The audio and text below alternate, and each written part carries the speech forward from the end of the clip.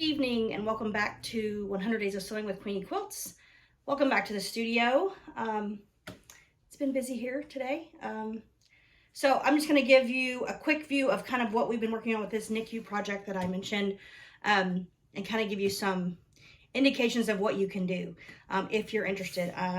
If you want to contact me via email or drop me a comment below, if you have any questions, no problem. I'm happy to help. And there's plenty of places that you can give these to. If you need help finding a spot, Project Linus has a list, as well as almost any local fire department, ambulance service, your local CPS office. Any of that stuff is going to have somewhere for those things to go if you're looking for a philanthropy style project. So I'm going to talk a little bit about kind of what I've done here. So these are the 9 that are completed. I have about 15 more that I've cut everything for. They just need like the rows sewn or final components done, and I just haven't gotten to them this week. So as I said, this is kind of a in the spaces project. So sometimes I get, a half a day to work on it and can power through a bunch, and sometimes I don't even get 10 minutes. So anyway, so I just wanted to show off a couple of them. None of them are complicated, super easy. They use things that you've already got in your stash. So the first one here is kind of the smallest size that you can really make. And on camera, it looks very black and white. It's not. It's very navy. I'm going to take that down and put it closer to the thing so you can actually see. It's definitely not black and white, though it looks like that on the camera.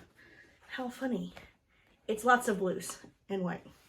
So this is that 4-patch. So it's a 4-patch with a solid block to the left.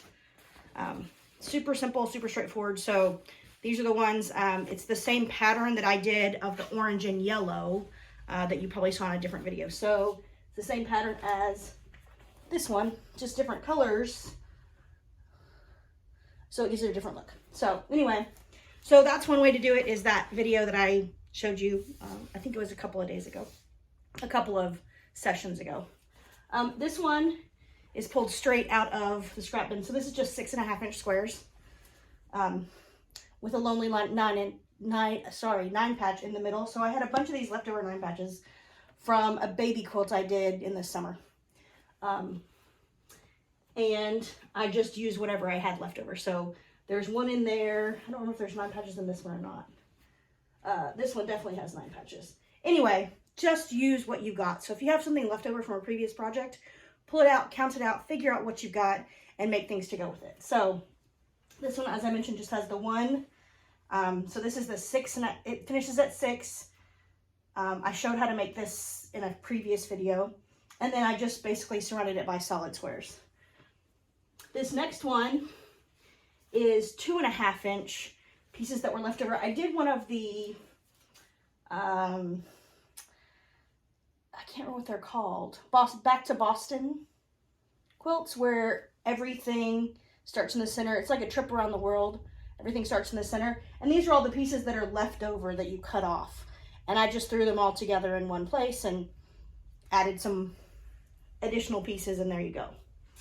This one you've seen before. So this one is the Jelly Roll race quilt we made a while back. And when I talked to my friend who's organizing all of this, she was like, it's the right width, but it's too long. So I'm just going to separate this one into 2 and make 2. Okay. This one here is another of those. This one's just 6.5-inch squares. So it's just squares from your squares bin. And this one I can sew up in about 30 minutes, start to finish. So quick and simple, easy. This is that double 4-patch. So this one is a takeoff on a 9-patch. So it's sort of technically a 9-patch. I'm going to take it down so you can see it a little bit better.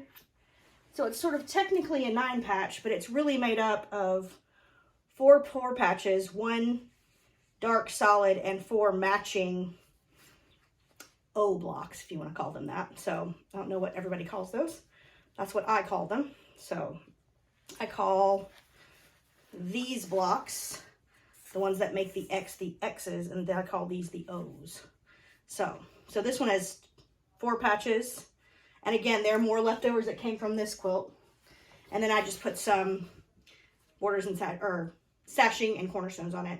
And it's 6 blocks. So two wide and 3 long. So again, super simple ways to combine things you've already got to use them up, and they still don't look exactly the same as what you've already done. And then next up, I made this blue one. And this one is 9 patches and solids. So all these backgrounds are the same color. They're kind of a gray, blue, pale blue. And then this row is 9 patches, this row is solids, this row is 9 patches, this row is solids. Super simple. And then this one is the easiest one of the bunch, and it's just 2 fabrics. Well, no, actually it's not. So it's 1 set of darks, and then these are the 5 lights that were, so this is kind of what you do when you just have a mess of things.